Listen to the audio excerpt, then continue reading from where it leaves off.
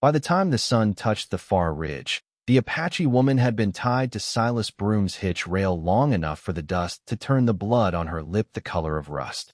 She stood straight anyway, chin up, hands bound behind her, a torn medicine satchel at her feet, and 6 white men around her, all of them talking at once, as if noise could make cruelty look lawful. The only quiet man in the yard was Eli Mercer, and he was quiet right up until Horace Bell, the government agent with kid gloves in August, lifted his riding crop and said, "Teach her what happens when she steals from decent people." Before we go any farther down this hard road, settle in wherever you're listening from tonight, and tell us in the comments where you're with us from. There is something comforting in knowing who's gathered round the fire, even when the fire is only a story. Now listen close, because that was the last ordinary breath Eli Mercer drew in Dry Creek. He stepped off Broom's loading dock with a saddle blanket over one shoulder and caught Bell's wrist before the crop fell. It happened so fast the horseflies were still circling the woman's cheek by the time Bell realized he'd been stopped. Eli did not raise his voice. He never did. He just said, "You strike her, you strike through me." That got their attention. Silas Broom turned from the porch of his mercantile, slow as a man too rich to hurry. He had a silver watch chain across his belly and the kind of smile that never reached his eyes. "That's company medicine," he said. "Bound for San Carlos." She cut the back latch on the wagon and helped herself. The woman still said nothing. Her gaze cut once to the satchel, then to the road east, and Eli knew in the same instant 2 things that changed him. She had not stolen for herself, and whatever lay waiting out east had no time left for arguments. "Then why," Eli asked, "is the government seal scraped off those crates?" Bell's face tightened. Broom's foreman, a rawboned brute named Cutter Voss who smelled of stale whiskey and horse liniment, spat near Eli's boot. "Since when do you read stamps, Mercer?" "Since my eyes still work." It was late summer in Arizona territory, dry enough that the boards of the porch cracked under a man's weight and the back of the throat tasted like pennies by noon. Across the street, Mrs. Finch, who ran the boarding house and had a habit of pinching her apron whenever trouble started, stood frozen with a water bucket in her hand. The barber had come out with half a face of shaving soap. Nobody looked away. That was the worst part of towns like Dry Creek. Evil never arrived alone. It arrived with witnesses. Then a sound came from the freight wagon. Not a rattle, not a groan of wood. A cough, thin and wet. Eli dropped the blanket and went to the wagon. Bell barked at him to stop, but he had already pulled back the canvas.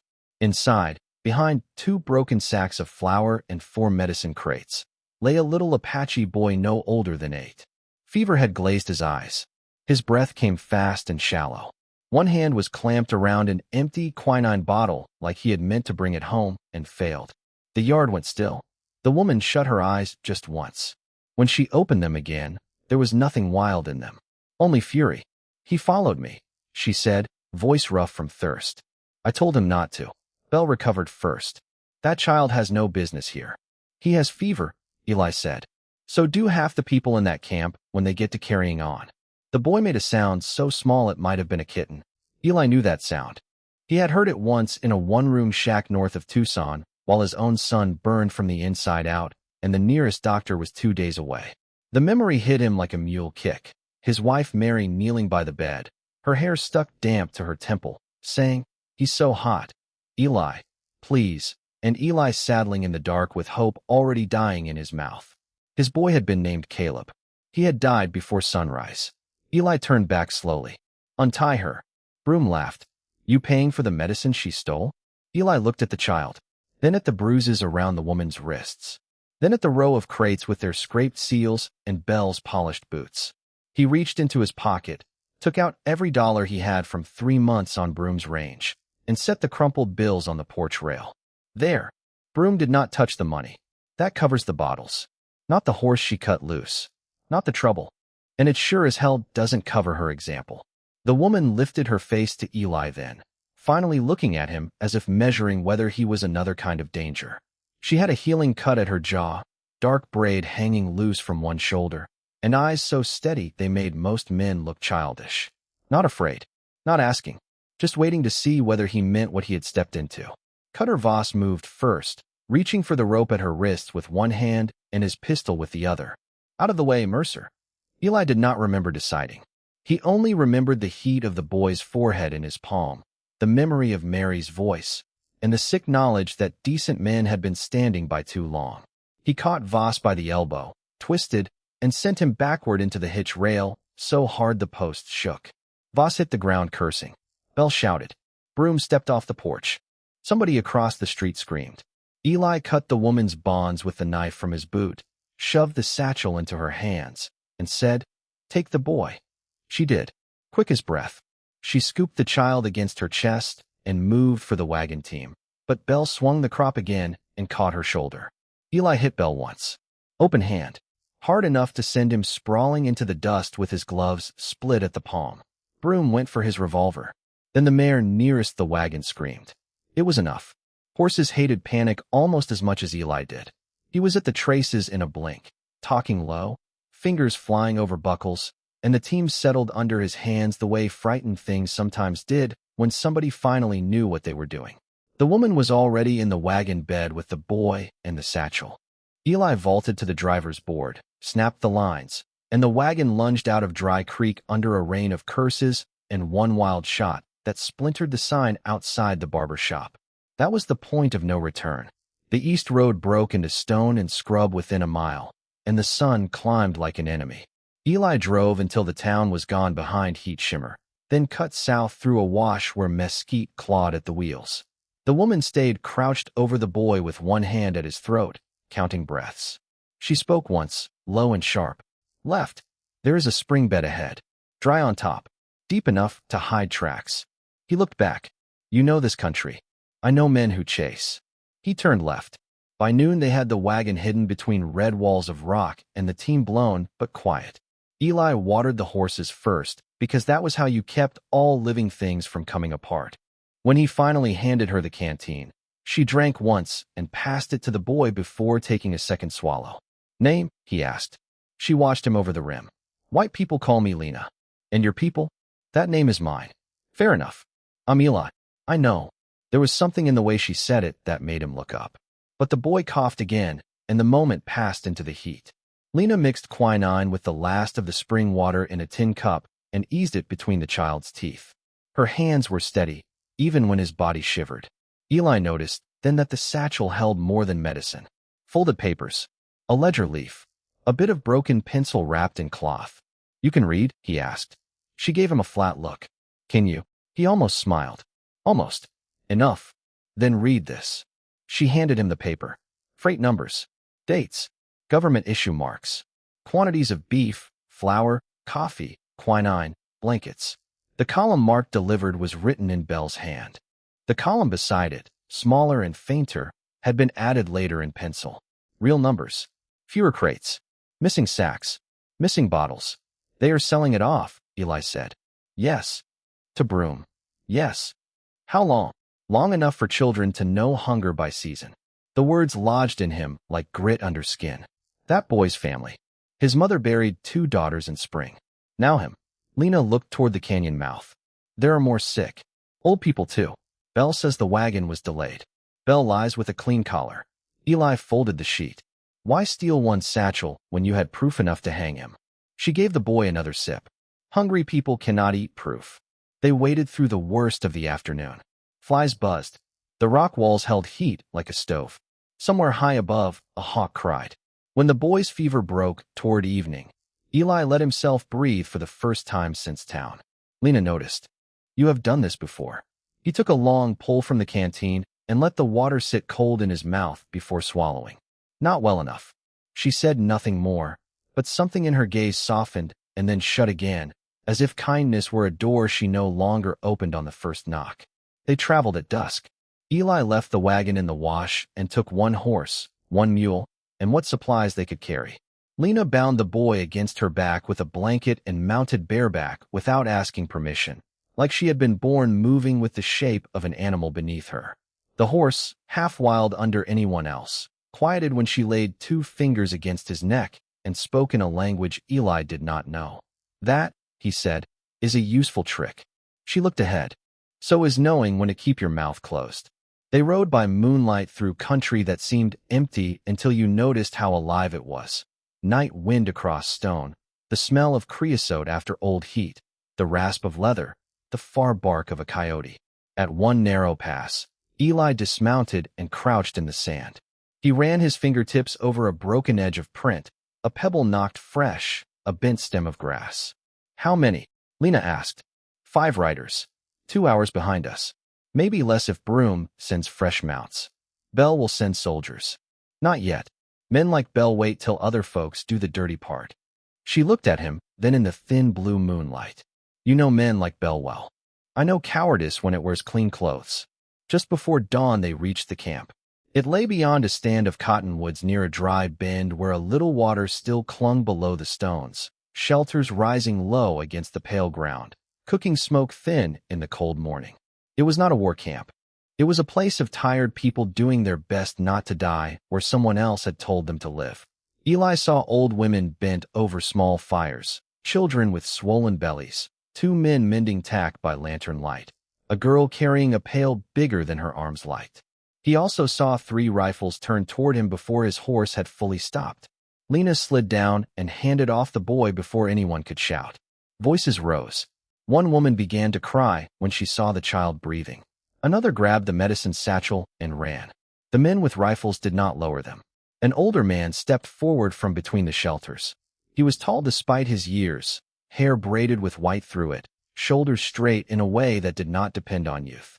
He wore no ornament except a narrow strip of dark cloth at one wrist and a knife with a plain bone handle.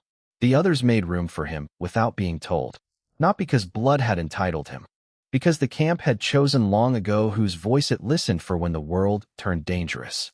Lena spoke to him in Apache first, quick and low, then in English for Eli's sake. This is Tomas. Eli inclined his head. Chief. Tomas's eyes moved over him once, from hat brim to dusty boots, and settled nowhere kindly. That is what your town calls me. Fair enough again. He brought the medicine, Lena said. He brought trouble with it, Tomas replied. I know. Tomas's gaze sharpened. Then why is he breathing in my camp? Because, Eli thought, I made one decent choice after years of bad ones, and maybe God noticed. What he said was, because Broom and Bell are stealing your rations. She has proof. I can help get more.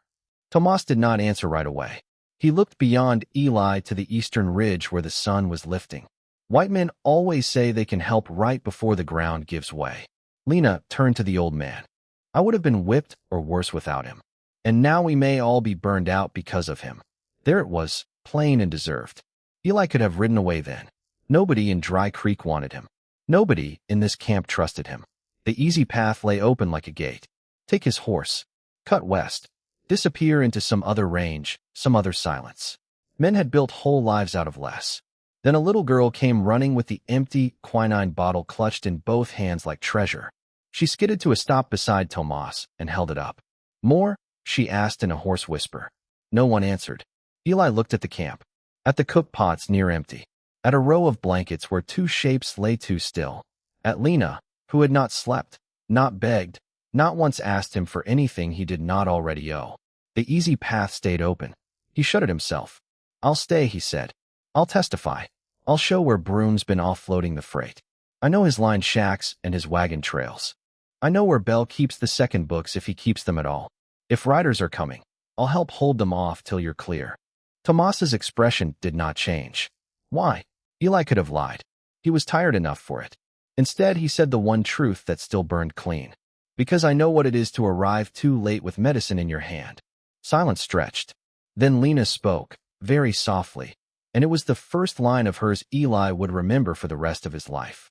Folks who mean to own you, she said, always begin by teaching you to be afraid. Tomas heard it. So did Eli.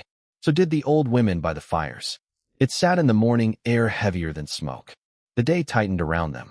Men moved the children farther into the rocks. Water skins were filled. Rifles checked. A boy with a split thumbnail ran messages from shelter to shelter. Even the dogs seemed to understand trouble was coming. Near noon, Eli found Lena behind a windbreak, sorting the stolen medicine into little piles no bigger than a man's palm. Her fingers paused only when they had to. You should leave before they get here, she said. You first. She almost smiled at that. You do not know how hard-headed you sound. I've had it mentioned. She tied off a cloth packet and finally looked at him full on. What would you have done if no child had been in that wagon? Eli leaned against the post, the rough wood biting his shoulder through his shirt. I don't know. Yes, you do. He let out a breath. Maybe nothing. Lena nodded once, not cruelly. Then remember that.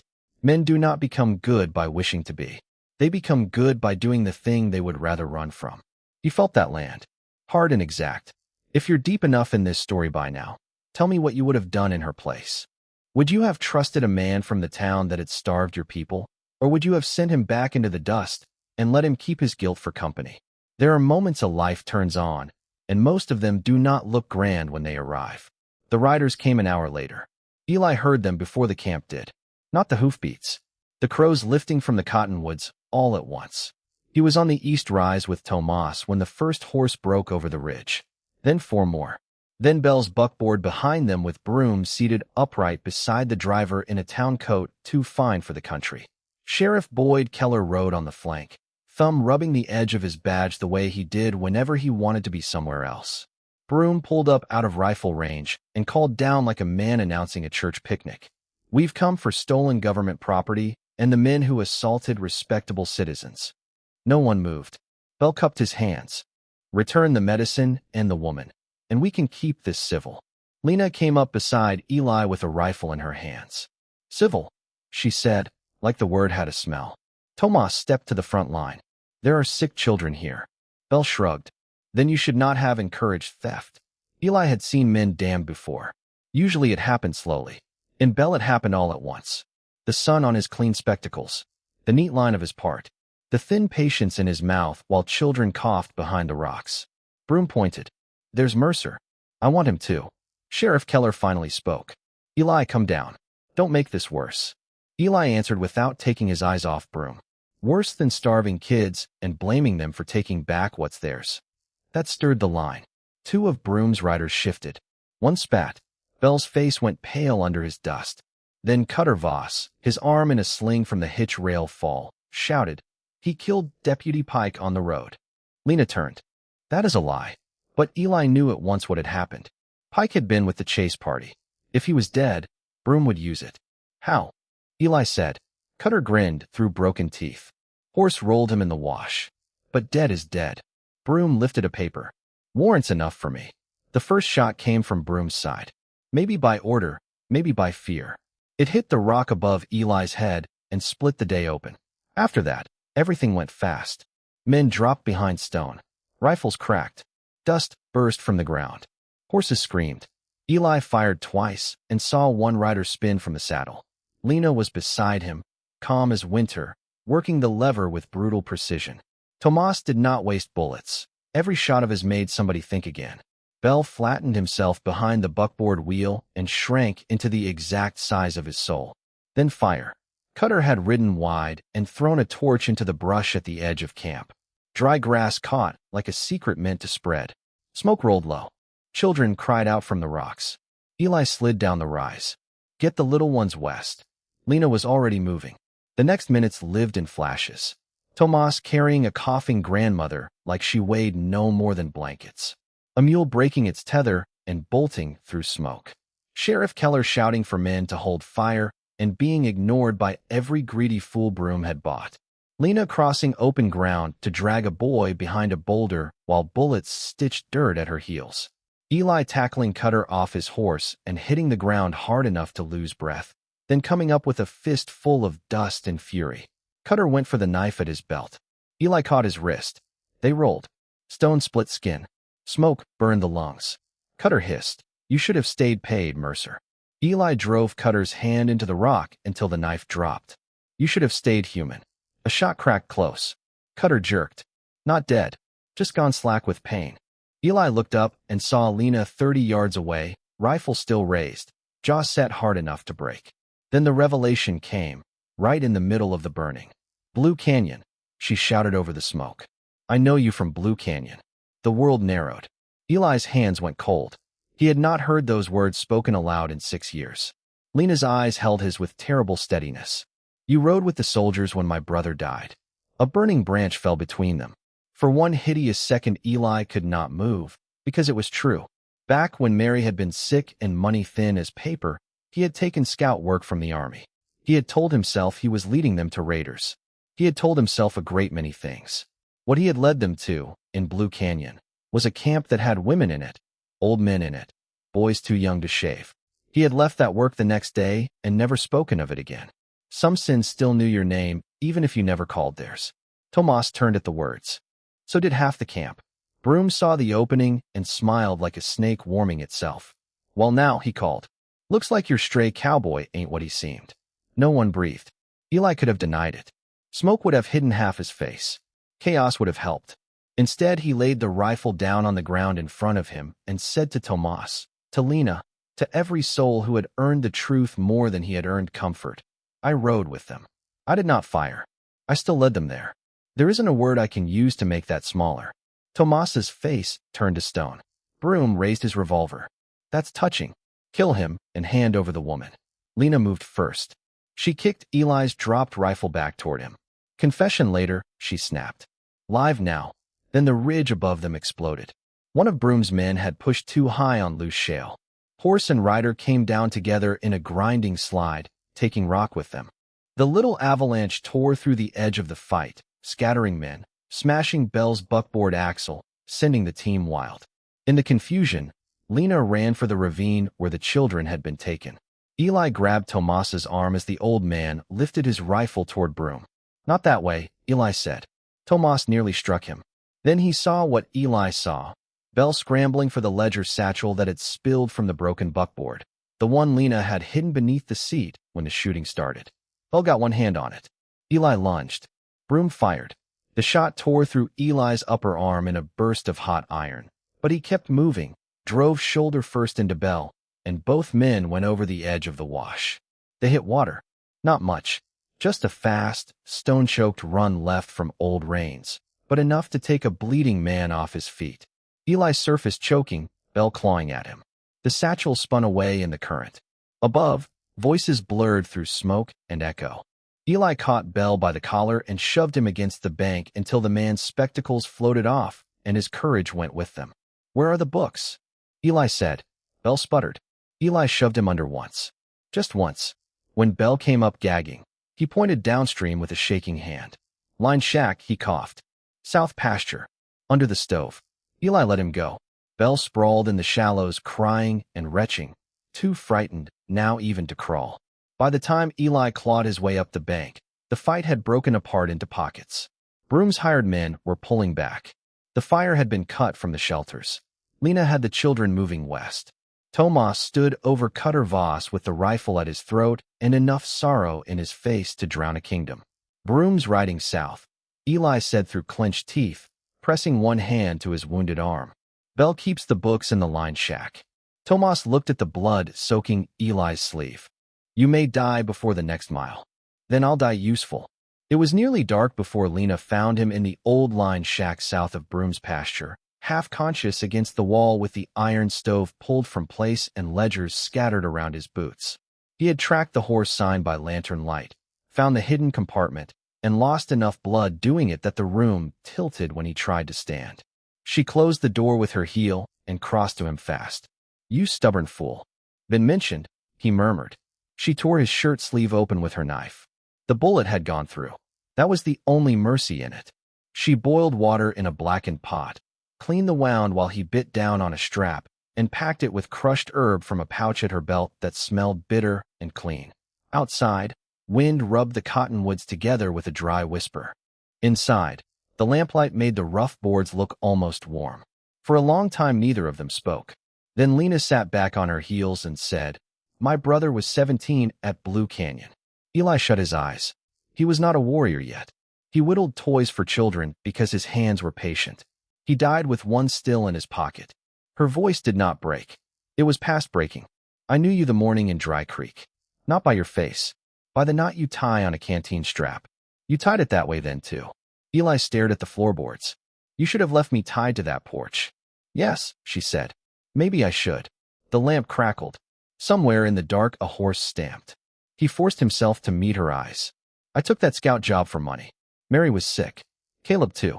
I told myself if I did one bad thing for the right reason, the world might forgive the bargain. He swallowed. It didn't. It shouldn't. Lena looked at the bandage. then at his face. No, there was no kindness in that word. Only truth. And somehow truth was kinder than absolution would have been. After a while she reached into her pocket and took out a little carved horse no bigger than a child's thumb. One leg was chipped. The wood had been worn smooth by handling. My brother made this, she said. I have kept it through hunger, through soldiers, through every mean place they tried to put us. I kept it because it reminded me there had once been gentle hands in my life. She set it in his palm and folded his fingers around it. Do not mistake this for pardon, Eli Mercer. It is only this. A broken thing is not useless if it still knows how to shelter something living. That was the line. Quiet as lamp smoke. True enough to outlive both of them. He bowed his head over the little horse because suddenly there was no other shape left for his grief to take. When he looked up, Lena's eyes were wet for the first time. I buried my husband in a season when the ground was too hard to take a shovel, she said. Then I buried a daughter in spring mud. After a while you begin to think maybe the world has named you for loss and does not mean to change its mind. Eli's throat tightened. And has it? She looked toward the door where the dark pressed close. Tonight, I am not sure. If this part of the story is moving you, then you are exactly who it was meant for. A like and a subscribe tells us to keep bringing these hard-won hearts back to the fire. Some stories are written for excitement. This one was written for everyone who ever feared they had outlived being chosen. Near midnight, there came one knock on the door. Not frantic, not stealthy. The knock of a man who did not fear whatever answer came. Tomas entered alone. His face gave away nothing when he saw Eli awake and Lena beside him. He took in the ledgers on the floor, the bloodied bandages, the carved horse in Eli's hand. Then he crouched by the stove and read the top pages without touching them, lips tightening at each stolen entry. Enough here to bury Belle, he said. And Broom, Lena answered.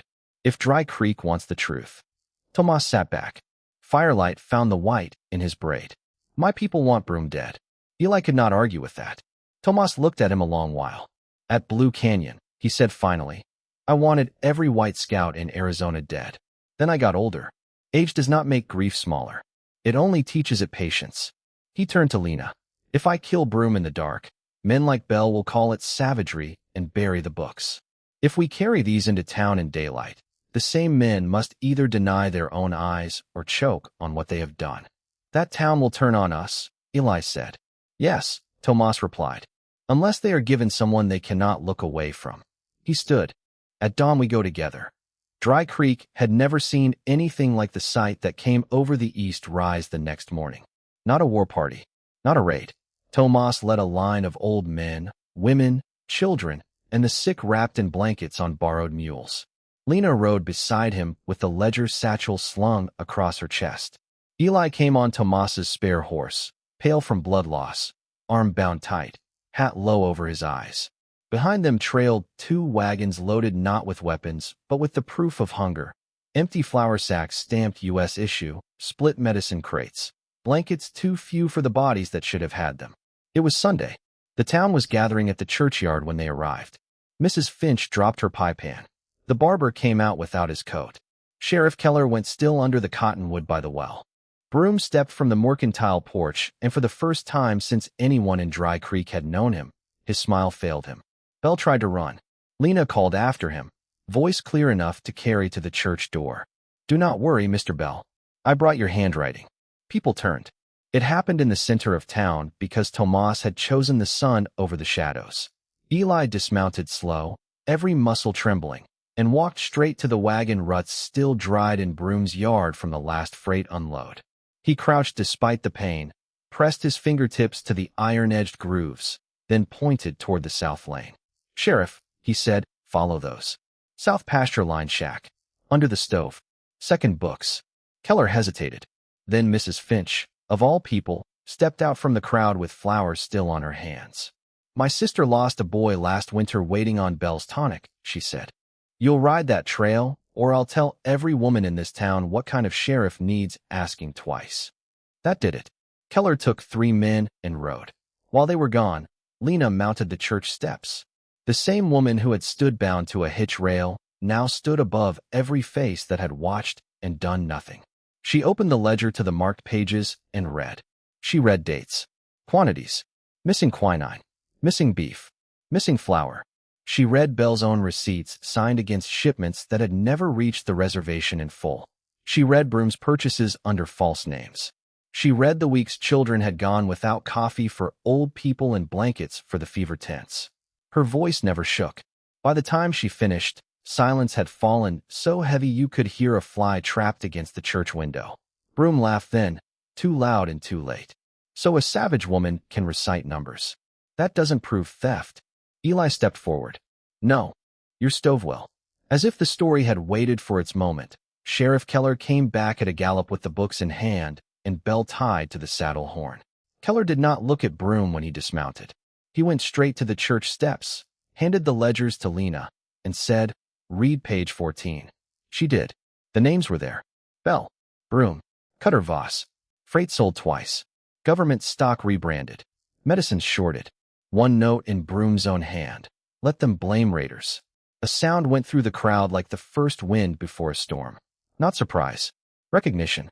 The noise people make when what they suspected in private has finally been dragged into public daylight. Broom's face changed. It was a small thing, but Eli saw it. The rich man vanished. In his place stood a cornered one. He snatched little Daniel, the fever child, from Mrs. Finch's side and jammed a revolver to the boy's head. The town gasped. Lena went white. Tomas did not move at all. "Back," Broom said. "All of you." Nobody breathed. This was where the old Eli might have reached for a gun and trusted luck. The new one knew luck was just another name for not planning to live with consequences. He took one step forward, empty hands raised, and let Broom see exactly what he was offering. "Take me," Eli said. Broom barked a laugh. "Thought I already had. Take me and ride. Leave the boy." Belle began to sob from where he was tied. Keller cursed under his breath. Lena's fingers tightened on the ledger until her knuckles showed bone. Broom backed toward the livery, dragging Daniel with him. "You think I won't shoot?" Eli kept walking. "Slow. Steady. I think you've spent your whole life behind other men's hunger. I think you don't know what to do now that people are watching." Broom's eyes flicked to the crowd. That was the mistake. Just one flicker. Eli moved. Fast enough to matter. Not fast enough to show off. He caught Broom's gun wrist in both hands, slammed it against the livery post, and took the shot through splintering wood instead of flesh. Daniel dropped and ran screaming toward Lena. Broom swung wild with the barrel. Eli took the blow on his wounded arm, saw white, and kept his feet by nothing but temper and old ranch balance. Then he drove his forehead into Broom's nose, twisted the revolver free, and sent the man to his knees in the dirt before the whole town. No flourish. No speech. Just a bad man finally meeting the ground. Cutter Voss started for his rifle. Tomas stepped into his path. The old chief did not raise a weapon. He only looked at Voss with the full weight of every grave Belle and Broom had dug through greed. Voss stopped like he had reached a cliff he had not expected. Men from town closed in then. Not out of bravery, maybe. Shame did part of the work. Anger did more. Keller clapped irons on Belle. Two ranch hands held Voss. Eli kept the revolver trained on Broom until the sheriff reached for him. And that was when Tomas made the decision nobody in Dry Creek forgot. He stepped into the center of the churchyard, lifted one hand, and every voice fell away. "This man," Tomas said, nodding toward Eli, "came from your town. Years ago he rode with men who brought death to mine. Yesterday he chose to stand where bullets fell and children cried. Some debts can never be paid. Some wrongs do not vanish because a man suffers over them. But hear me now and hear me plain." He turned to Lena. The whole town turned with him. "No man will bargain for this woman," Tomas said. "Not Broom with money. Not Belle with papers. Not your town with fear. Not even me with old customs or older grief. She belongs to herself. If she gives her hand, it will be because she chooses in the sun, where all can see, and no one will call it permission but hers." The words landed like judgment and like freedom. Lena looked at Tomas first, then at Eli. Eli did not move toward her. He had learned enough by then to know some gifts could only be received standing still. Blood ran down his cuff. His shoulder throbbed. The whole town watched. None of it mattered next to the steadiness in her face as she came down the church steps one by one and stopped before him. "I am not choosing because you saved me," she said. "I know. I am not choosing because you are sorry. I know that too." She drew a breath that seemed to carry years in it. "I am choosing because when the hard thing stood in front of you, You walked into it instead of around it. And I have buried enough men to know the worth of that." Then she put her hand in his. "There are crowds that cheer because they enjoy spectacle. This was not that kind. The sound that rose in Dry Creek was quieter, stranger, and maybe more powerful, relief. As if something old and mean had finally cracked. Broom lost everything exactly the way men like him fear most. Publicly. Bell's books brought federal investigators down before the week was over.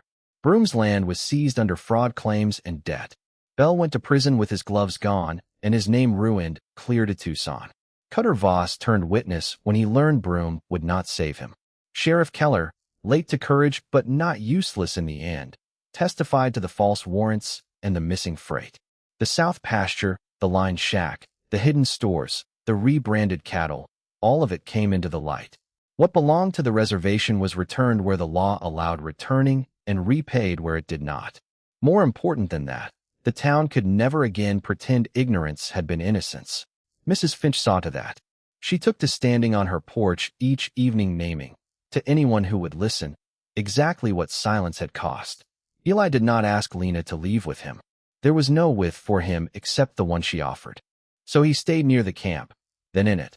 Then just beyond it where Tomas and the other elders agreed a small place by the creek bend might serve both a horse pasture and a future. It was Tomas who came one dusk carrying a post auger and said, without ceremony, "If you are building fences, build them wide enough to open." That was as close to blessing as some men ever speak. Months later, when the first cold settled blue over the stones, a child's laughter carried from the yard of the little house by the creek bend. Daniel had survived. So had the old women who drank coffee from honest sacks that winter. Lena kept the ledgers wrapped in oilcloth in a chest under the bed, not because she lived in fear anymore, but because truth deserved a place where hands could find it. Eli's arm healed crooked in bad weather. He did not mind. On still evenings, when the horses shifted soft in the corral and smoke from supper rose straight into the dusk, Lena would come stand beside him on the porch without saying a word, and he had learned that peace makes its own kind of music if you live long enough to hear it. At the first snowfall anyone could remember that deep in that part of Arizona, she set her hand in his coat pocket to warm it, and the two of them stood watching the white gather quietly along the fence rails and the dark backs of the horses below.